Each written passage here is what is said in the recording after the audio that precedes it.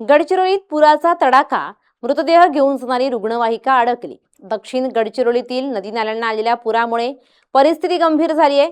मृतदेह घेऊन जाणारी रुग्णवाहिकाच पुराच्या पाण्यात अडकली।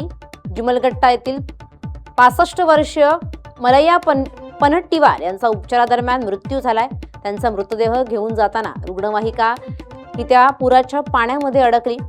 रुग्णवाहिका थेट मध्येच अडकली। दरम्यान भामरागड तालुक्यातही पुराचा विळखा अधिक घट्ट झालाय। पर्लकोटा, पामुलगौतम आणि इंद्रावती नद्यांना पूर आलाय। पर्लकोटा नदीवरील पूल पाण्याखाली गेल्यामुळे भामरागडचा पुन्हा एकदा संपर्क तुटलाय। 2 दिवसांपासून सुरू असलेल्या मुसळधार पावसामुळे दक्षिण गडचिरोलीतील अनेक भागांमध्ये पाणी पातळी झपाट्याने वाढते। त्यामुळे प्रशासनाने नागरिकांना सतर्क राहण्याचं आणि पुराच्या पाण्यातून प्रवास न करण्याचं आवाहन केलंय।